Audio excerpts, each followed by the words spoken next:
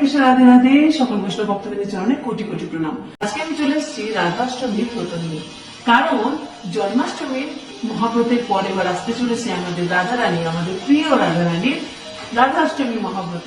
আমি চলে এসেছি বৈষ্ণব পঞ্জিকা নিয়ে। তো রাধাষ্টমী সম্পর্কে ভক্তদের অনেক রকম প্রশ্ন আছে, তো সেই প্রশ্ন নিয়ে একটুখানি আলোচনা করবো যে কিভাবে খুব সহজে আমরা বাড়িতে রাধাষ্টমী পালন করতে পারি। অবশ্য আমি অধম পতিত, আমি অত জানি না যে কিভাবে পালন করা যায়, কিন্তু আমরা যেভাবে পালন করি সেইভাবে আমি আপনাদের সঙ্গে শেয়ার করছি। আপনারা সেখান থেকে জেনে রাধাষ্টমীটা সুন্দরভাবে বাড়িতে পালন করতে পারবেন। তো সর্বপ্রথম প্রশ্নই হচ্ছে যে রাধাষ্টমী কবে। সেক্ষেত্রে আমি চলে এসেছি বৈষ্ণব পঞ্জিকা নিয়ে। বৈষ্ণব পঞ্জিকা অনুসারে 14ই ভাদ্র 31শে আগস্ট রবিবার শ্রী রাধা রানীর রাধাষ্টমী মহাব্রত।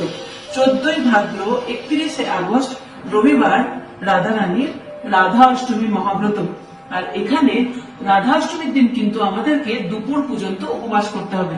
যেমন জন্মাষ্টমীতে আমরা রাত্রি 12টা অবধি উপবাস করি, ঠিক সেই রকমই রাধা অষ্টমীতে কিন্তু আমরা দুপুর 12টা পর্যন্ত উপবাস করব। দ্বিতীয় প্রশ্ন হচ্ছে যে রাধা অষ্টমীটা আমরা কিভাবে পালন করব।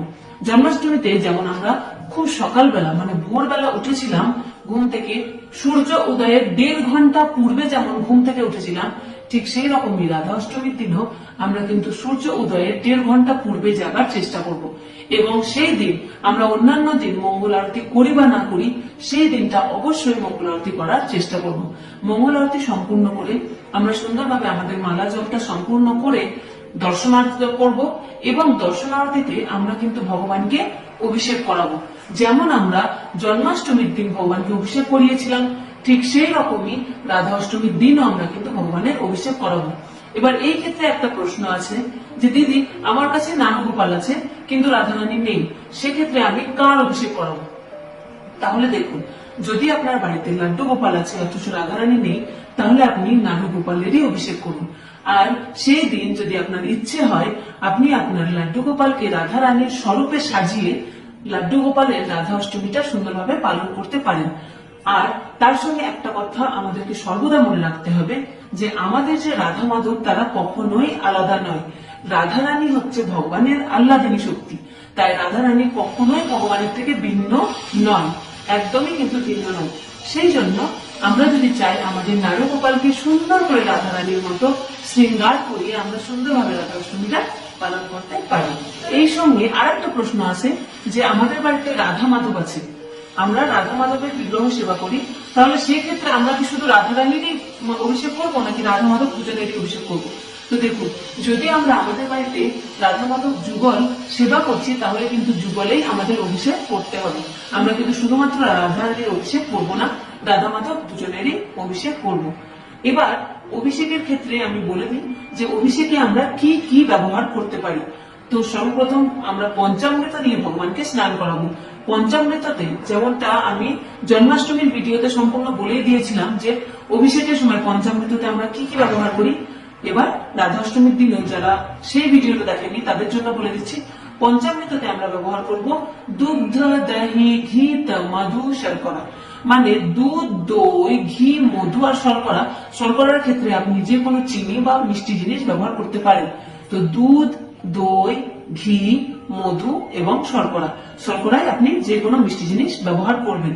তার সঙ্গে আপনি ফলের রস দিয়েও ভগবানের অভিষেক করাতে পারেন, আবার ভগবানের পুষ্প অভিষেকও করাতে পারেন, আবার ভগবানের জন্য ফলের মালা বানিয়ে সেই মালাও ভগবানের গলায় দিয়ে ভগবানের অভিষেক করতে পারেন।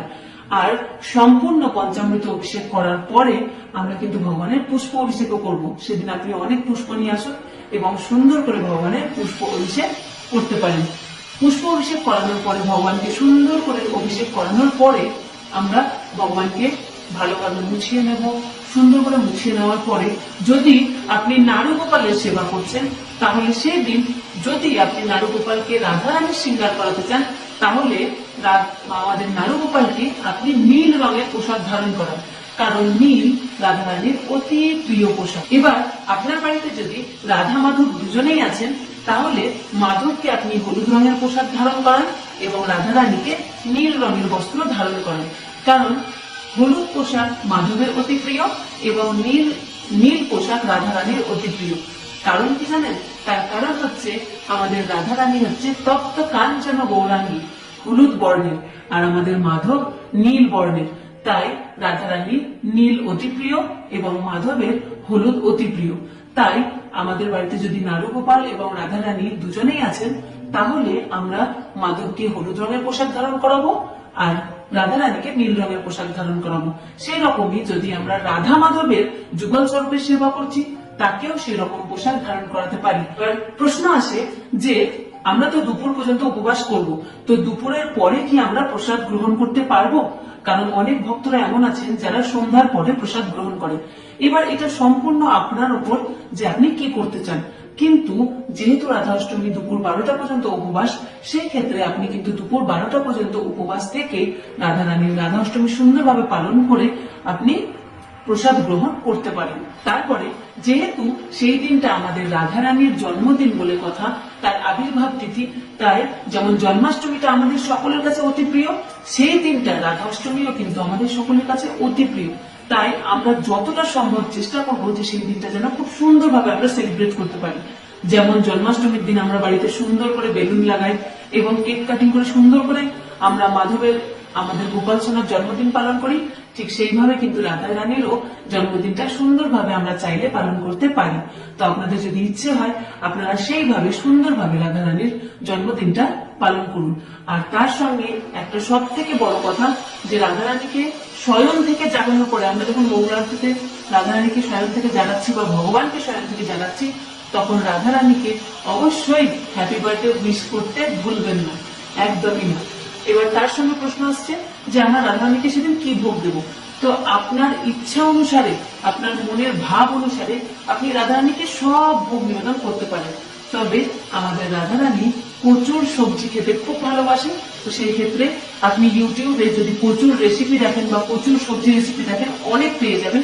সেখানে আপনি যে কোনো প্রচুর সবজি রাধা রানীকে নিবেদন করতে পারেন। আর তার সঙ্গে আমাদের রাধা রানী কিন্তু ক্ষীর খেতেও খুব ভালোবাসে।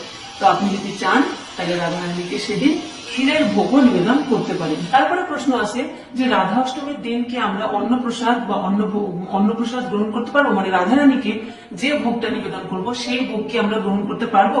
তো হ্যাঁ, যেমন জন্মাষ্টমীর দিনে আমরা একাদশী প্রসাদ গ্রহণ করি, কিন্তু রাধা অষ্টমীর দিন যেহেতু দুপুর 12টা পর্যন্ত উপবাস, সেই ক্ষেত্রে আমরা রাধা রানীকে যে সমস্ত ভোগ নিবেদন করব সেই সমস্ত ভোগ আমরা গ্রহণ করতে পারবো। মানে প্রশ্ন আসে যে রাধা অষ্টমীর দিন আমরা উপবাস কিভাবে করব।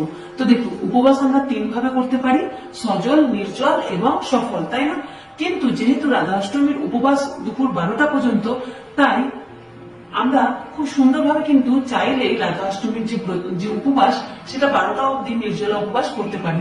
কিন্তু সেটাও আমাদের স্বাস্থ্যের দিকে তাকিয়ে আমাদেরকে করতে হবে, আমাদের শরীরের দিকে তাকিয়ে আমাদেরকে করতে হবে। কারণ এমন অনেক ভক্ত আছেন যারা সকালবেলা ঘুম থেকে উঠেই যাদেরকে ওষুধ পেতে হয় বা ওষুধ খেতে হয়, ওষুধ না খেলে তাদের চলে না। তো সেই ক্ষেত্রে আপনারা সজল উপবাস করতে পারেন। আবার এমন কেউ আছেন যে খাবার না খেয়ে ওষুধ খাওয়া যায় না, তো সেক্ষেত্রে আপনি একটা ফল খেয়ে ওষুধ গ্রহণ করতে পারেন। সবটাই নিজের উপর, আপনার শরীর দেখে আপনি সেইভাবে উপবাস করুন। তবে যারা সুস্থ আছেন তারা অবশ্যই চেষ্টা করবেন যে নির্জলা উপবাস করার। কারণ দুপুর 12টার পরে যেহেতু আমাদের ব্রত শেষ হয়ে যাচ্ছে, পুজোও শেষ হয়ে যাচ্ছে, সেক্ষেত্রে আমরা কিন্তু প্রসাদ গ্রহণ করে নিচ্ছি। তো দুপুর 12টা পর্যন্ত আমরা সুন্দরভাবে উপবাস করতেই পারি। তাই চেষ্টা করুন নির্জলা উপবাস করার, কিন্তু সেটাও নিজের দিকে তাকিয়ে। রাধা অষ্টমী খুবই কাছে চলে আসছে, আপনারা খুব সুন্দরভাবে পালন করুন রাধা অষ্টমী। আর সেই দিনটা খুবই গুরুত্বপূর্ণ, তাই এমনি দিনটা যেন নষ্ট না হয়, সেদিন বেশি বেশি করে জপ করুন। এবং তার সঙ্গে যদি সম্ভব হয় রাধা কৃপা কটাক্ষ পাঠ করার চেষ্টা করুন, কারণ রাধা কৃপা কটাক্ষ রাধা রানীর অতি প্রিয়। এবার আপনারা হয়তো এটা প্রশ্ন করবেন যে রাধা কৃপা কটাক্ষ আমরা কিভাবে পাবো। তো আপনারা গুগলে গিয়ে সার্চ করলে রাধা কৃপা কটাক্ষ পেয়ে যাবেন। তো সেই ক্ষেত্রে আপনি যখন রাধা কৃপা কটাক্ষ পাঠ করবেন, নিজের সম্পূর্ণ পরিবারকে নিয়ে পাঠ করুন, বা যদি আপনি পাঠ না করতে পারেন তাহলে আপনি সেই ভজন, রাধা কৃপা কটাক্ষের যে ভজন, সেটা শ্রবণ করে নিতে পারেন। কারণ রাধা অষ্টমীর দিন রাধা রানীর অতি প্রিয় ভজনই হচ্ছে রাধা কৃপা কটাক্ষ। তো আপনারা অবশ্যই এটা পাঠ করার চেষ্টা করুন।